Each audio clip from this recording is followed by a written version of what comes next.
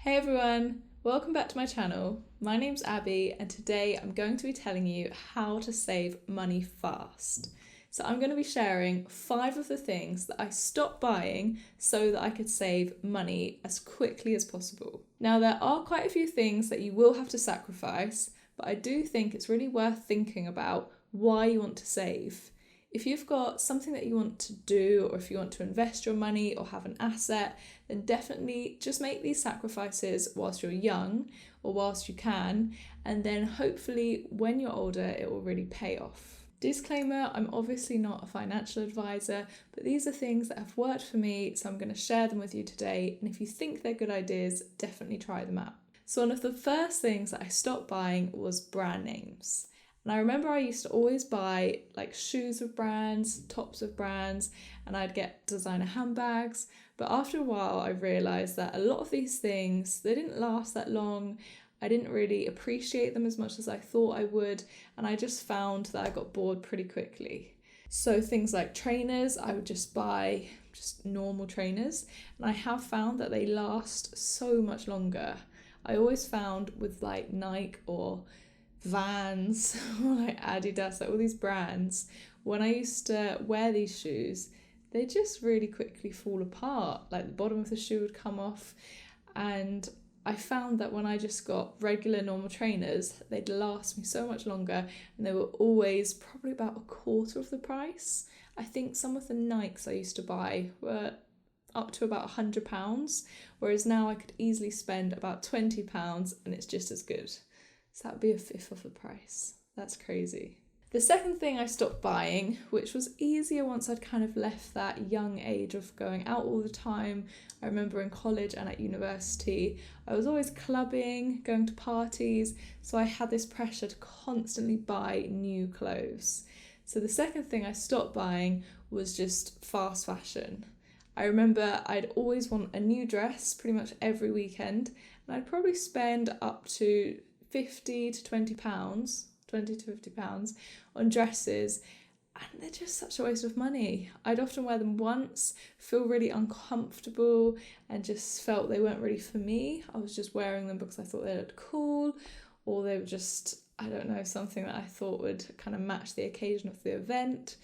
But now I have probably invested in 3 dresses, and I really like them, and I can just wear them out and about. I also don't really photograph myself as much in dresses.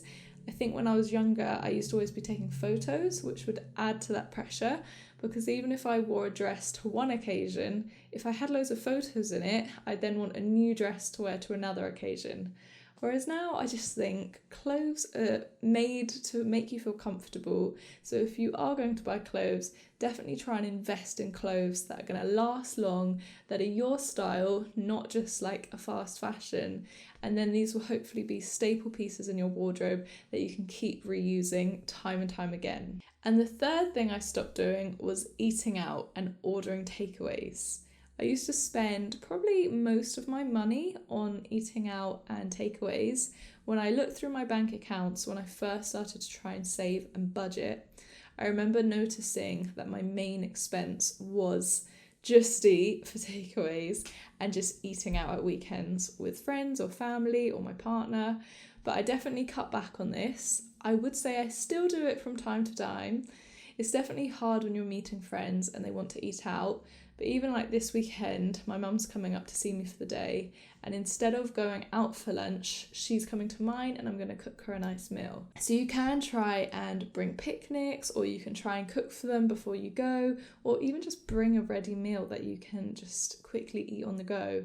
Sometimes just simply buying a meal deal instead of spending like £20 on a meal out is just a lot more affordable. And the fourth thing that I stopped spending my money on was expensive gifts. Now, this is another one that's quite hard because there is a social pressure to give people really nice gifts, but I have found that people really appreciate personalised gifts. So it was my mum's birthday recently, and I actually took about a week of my time making her a really beautiful video of loads of memories. And she kept saying what an amazing present it was and how it was like one of her favourites. And I think she was quite emotional by the video, and she could see how much love, time and so much detail I'd put into this video, and I could tell that had really made her birthday feel just so special.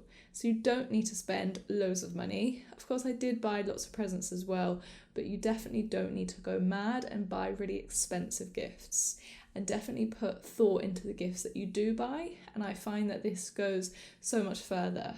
And the fifth thing that I stopped spending my money on was holidays.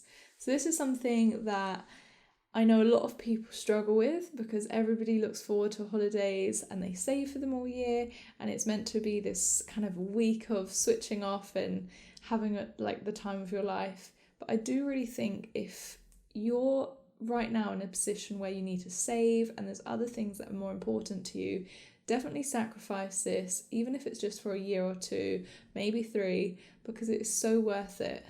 We spend often up to like £1,000 on a holiday, and it's just for 1 week, and it's over so quickly. Of course, if you've got family and you need to spend that time together, then try and do that, maybe like a stay-home vacation, where you have a week of all of you are off work, you just do really fun things, go out for the day, go on bike rides, go to the beach. There's definitely loads of things that you can do in the comfort of your home, or even just a cheaper vacation in the same country, which is also better for the environment. So of course, all of these things are quite hard to cut back on, but try and cut back on even just 2 or 3 of them. You don't have to do all of them, but these are some of the things that have really helped me to save. Sometimes if you're trying to save and you're just kind of saving for the sake of saving, it's not as motivating. But if you've got a goal for a deposit, or for part of a deposit for a house, or if you want to save that money to put in an ISA, or to put in an investment, or to kickstart a business, whatever it is that you want to do, definitely motivate yourself and think, if I just sacrifice for these years, then it will really pay off. So definitely set some goals, think about what you want to save for and how you're going to do it. And I really wish you all the best. Thank you for watching, and enjoy the rest of your day. Bye!